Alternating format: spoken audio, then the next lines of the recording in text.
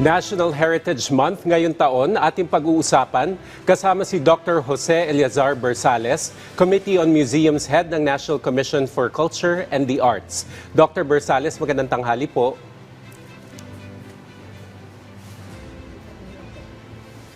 Magandang tanghali po, Joey, at yung kasama mong si Asi Kweng.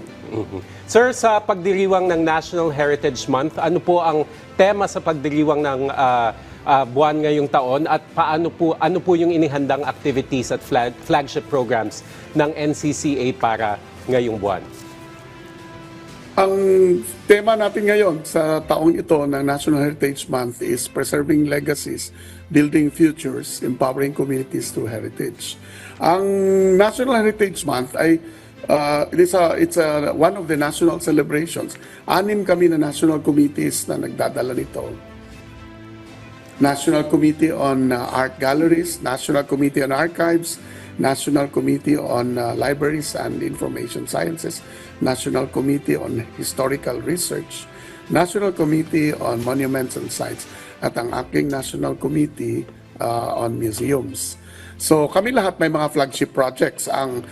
In fact, ngayon may nangyayari sa National Library, yung National Committee on Library Information Science Services. Meron silang training on library preservation and digitalization. Meron din ang National Committee on Art Galleries at the end of the month, May 31, on archiving and collections management for artists and art galleries. Ang National Historical Committee on Historical Research magkakaroon ng training on regional writing of local histories dyan sa Tacloban ngayong May 20 to 21. Ang National Committee on Archives may program din sila dyan sa UST at sa Tacloban at sa isang lugar din on archiving. No? Sa UST is on vulnerabilities of ecclesiastical archives due to biodeterioration, climate change, or political conflict. Sa UST yan, May 20 to 22. Ang aking committee naman, National Committee on Museums, magkakaroon ng Museum Summit for the Bicol Association of Museums on Collections Management and Standardization at the end of the month, May 29 to 30, sa Camarines Norte sa Vinsons. So lahat ng mga committees namin may program. Ang archives, basic archiving and digitization, mangyayari yan sa Mindanao State University sa Marawi City on May 27 to 29 by the National Committee on Archives. Yan ang mga flagship projects natin. Okay, sir, gaano naman po kalaki ang role ng isang komunidad sa pagprotekta sa ating cultural heritage at paano po natin ito pagtitibayin para masustain yung pangangalaga sa ating mga pamana? Well, ang tema natin ngayon ay pag-empower ng local communities. No? Mahalaga yan ang papel ng edukasyon at pagpapahalaga ng ating mga bayani. And importante sa atin na may role ang komunidad, pamayanan, pag siguro na yamanin at paghahalagahan ang ating cultural heritage.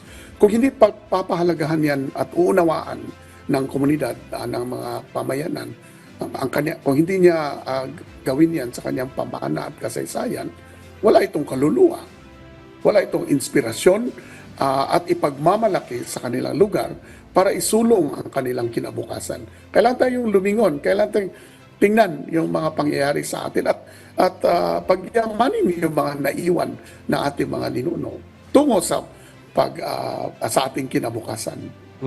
Sa tingin niyo, sir, sapat po ba yung kaalaman at kamulatan ng mga komunidad para pangalagaan po ang ating national cultural heritage? Well, dahil archipelago tayo, iba't iba tayong mga kapuluan, mga islands, the development of appreciation for heritage at lahat ng activities ay hindi ganun kapantay. Kaya President Marcos signed the cultural mapping law, si President Bongbong in 2022 at release lang ng IRR, magkakaroon ng malawakang cultural mapping lahat ng mga LGUs at down to the barangay level.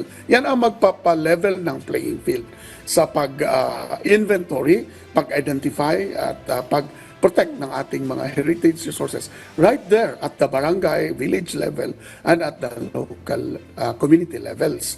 So importante yan na gawin ng lahat. At requirement yan ng SGLG. At aside sa requirement yan ng SGLG, ang mga LGUs dapat magkakaroon ng mga ordinances to protect their heritage assets, promote them, and make history books, local histories, and introduce or reinforce sa educational system nila at the local level ng mga public schools and private schools in the communities sa mga pamayanan natin. Sir, nabanggit po sa isang pahayag yung pangangailangan ng isang fact-checking system laban sa disinformation. May mga concrete steps na po ba tayo para ang NCCA para rito? Ang NCCA, matagal nang may mga programs at projects to address the issue of how to, paano natin pahalagahan ang ating kultura at ang ating pamayanan. Matagal na itong mga projects, may mga grants programs tayo. We have digitalization programs at mayroong mga social media platforms ang mga ang NCCA sa lahat ng mga sectors of culture and heritage. As I said in that press con na ginawa sa Dapitan, we need to engage social media. Huwag tayong matakot sa social media. At through cultural mapping and proper inventory of resources at ang pagsulat ng mga local histories, dyan natin mas ma-counter ang mga disinformation about our past, ating kasaysayan, at ang ating mga heritage. Kasi marami sa social media nagsusulat na ganito, ganyan, ang mga pangyayari, ganito sa nangyari kay Lapu-Lapu or kay Bonifacio or kay Rizal. And this can be answered by proper research and at the community level, cultural mapping and inventory of resources. And then from there, sulatin natin ang mga local histories. I-introduce sa mga paaralan kasi ang kabataan is the hope as usual of our future. Yan ang sinabi ni Rizal. And importante talaga ang papel ng mga communities, ng local government at ng mga schools para i-correct ang mga lumalabas dyan sa social media, sa internet na mga maling impormasyon tungkol sa ating kasaysayan at ating kultura. Sir, paano po direktang tutulungan ng NCCA ang mga probinsya at local government unit para maprotektahan at mapanatili ang kanilang cultural heritage? Sa sinabi ko kanina, RA 11961 was signed into law in sometime in September 2022 by no less than our President. At yan, inamend yung mga weak portions ng Republic Act 166, the National Cultural Heritage Law. At the level ng NCCA, may mga grants programs ang NCCA. May mga call for proposals. Nandyan yan sa website to help artists, communities, individuals, museums, indigenous peoples, communities, lahat ng mga sectors in culture and the arts, may mga pagkakataon na mag-apply for funding sa NCCA sa grants programs. Ang deadline yan is about around August 31. Lalabas yung mga programs to help communities and LGUs around July 1 or around that time. At pwede sila mag-apply. Meron din tayong technical assistance programs, may speakers bureau, pwede sila mag-imbita ng mga speakers through the NCCA. NCCA ang magbabayad ng honorarium ng speakers, but they will provide counterpart. Always to make sure na serious ang local government in their endeavors sa heritage, there's always a counterpart on the part of the local governments to all these grants programs. Mga museums, for example, if you want to enhance your museums, meron kaming mga grants up to 600,000 pesos per museum, mga 5 slots yan this year, to help you. But before that, dapat mag-request ka ng technical assistance. May isang expert sa museums, pupunta sa iyong museum, titingnan kung ano yung kulang, lighting, display, text, whatever. Isusulat niya at yan ang basehan ng proposal na gagawin mo para isubmit mo sa NCCA. And 19 committees itong NCCA, 19 national committees. I represent only one, the National Committee on Museums. Marami ito. And all of them have grants programs, nagbibigay ng pera. I think the annual grants programs is about 300 350 million, I think, that is available to everyone. Yeah.